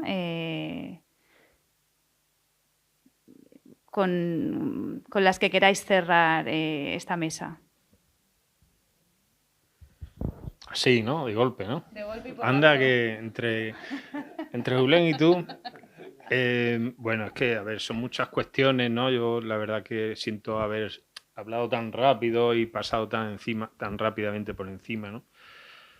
Pero al hilo también de la frase de antes, me viene otra de Leonardo da Vinci que tiene esas tres palabras, creo, ¿no? Leonardo da Vinci decía que no se puede amar lo que no se conoce y no se puede cuidar lo que no se ama. Entonces, yo creo que esas son las claves, ¿no? El conocimiento, que es la parte que se ha dicho, que ya tenemos de sobra, pero hay que ponerlo en valor, ¿no? Yo soy parte de un movimiento que es Rebelión Científica, que nos reuniremos ahora, hay un compañero detrás también de Economía Ecológica, nos reuniremos en Pontevedra para hablar precisamente de estas cuestiones, ¿no? De cómo la ciencia tiene que ser una llave para abrir ese camino, esa transición a estos nuevos, ¿no? A estos nuevos modelos de habitar o de hacer economía o de hacer ciudades, ¿no? El conocimiento es clave, ¿no?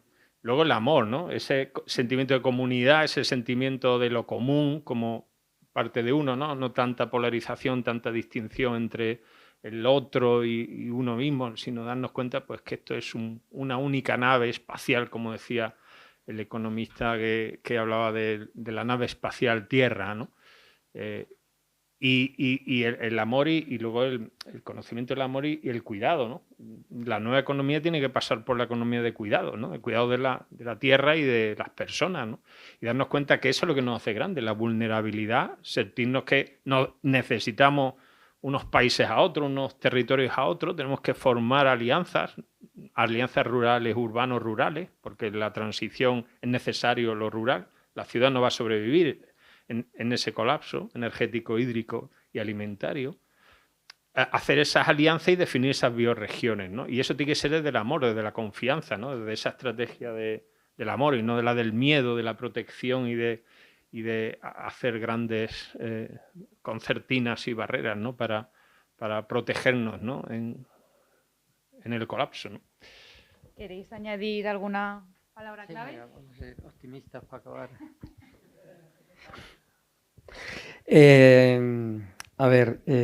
Yo resumiría un poco todo lo que hemos hablado aquí diciendo que, bueno, que el cambio climático no es el problema, nosotros somos el problema. Sí, por eso digo que voy a ser optimista, sí. Nosotros somos el problema. Y nadie va a venir a salvarnos. O nos salvamos nosotros todos juntos o nos hundiremos, pero aquí nadie va a venir ni la tecnología, todas esas son cosas que que pueden ayudar, pero es un trabajo que tenemos que hacer entre todos. Y yo apelo a luchar por las cosas en las que creemos para dejarles a nuestros hijos un futuro un poquito mejor. Bueno, que después del remate. Ahora puedes ser optimista tú. Bueno, yo insistiría en el sentido común, en la toma de decisiones territoriales, asumir que los recursos no son infinitos y por tanto que hay que llevar a cabo la ordenación de los mismos atendiendo un criterio básico en donde nadie se puede sentir perjudicado. Eso desde mi punto de vista es clave, porque sí que genera, en ese perjuicio sí genera desigualdades y donde hay que contar con toda la gente involucrada, es decir, hay que ampliar y llevar a cabo de verdad el concepto de gobernanza, solamente eso. Muchísimas gracias a los tres por vuestras excelentes aportaciones. Cerramos la sesión. ¿Sí?